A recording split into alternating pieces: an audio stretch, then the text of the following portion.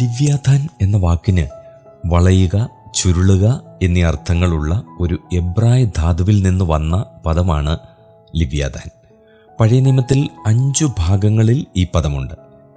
ജലത്തിലെ ഒരു ഭീകര സത്വമാണ് ലിവ്യാഥാൻ. സങ്കീർത്തനം 104:26 ലിവ്യാഥാൻ തിമിംഗലത്തെ കുറിക്കുന്നുവെന്നാണ് പൊതുവായ ധാരണ. അത് ഡോൾഫിനാണെന്ന് കരുതുന്നവരുമുണ്ട്. യെശയ്യാ പ്രവചനം 27:1 അശൂരിൻ്റെയും ബാബിലോണിൻ്റെയും പ്രതീകമാണ് ലിവ്യാഥാൻ. വിദ്രുത സർപ്പം ടൈഗ്രീസ് നദിയും, അതായത് അശൂർ, വക്രസർപ്പം യൂഫ്രട്ടീസ് നദിയും, അതായത് ബാബിലോണുമാണ്.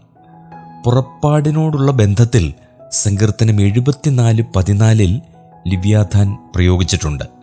അത് ആലങ്കാരികമായി ഭർവോനെ കുറിക്കുന്നു. യോബ് 3:8 മഹാസർപ്പം ലിവ്യാഥാനാണ്. പുരാണ കഥകളനുസരിച്ച് ഈ സർപ്പം സൂര്യനെ തൻ്റെ ചുരുളുകൾ കൊണ്ട് ആവരണം ചെയ്യുന്നതുകൊണ്ടാണ് സൂര്യഗ്രഹണം ഉണ്ടാകുന്നത്. ഹിന്ദുക്കളുടെ വിശ്വാസമനുസരിച്ച് രാഹു എന്ന സർപ്പം സൂര്യനെയും ചന്ദ്രനെയും വിഴുങ്ങുന്നതാണ് സൂര്യഗ്രഹണവും ചന്ദ്രഗ്രഹണവും. യോബ് 41:1-34 വരെയുള്ള വാക്യങ്ങളിൽ ലിവ്യാഥാൻ്റെ വിസ്തൃത വിവരണവുമുണ്ട്. ഇവിടെ ലിവ്യാഥാനെ മഹാനക്രമെന്നാണ് മലയാളത്തിൽ പരിഭാഷപ്പെടുത്തിയിട്ടുള്ളത്. മുതല ആർക്കും അടുത്തുകൂടാത്ത ജീവിയല്ല. കൂടാതെ പലസ്തീനിൽ മുതലകൾ ഉണ്ടായിരുന്നതായി പഴയ നിയമത്തിൽ പരാമർശവുമില്ല.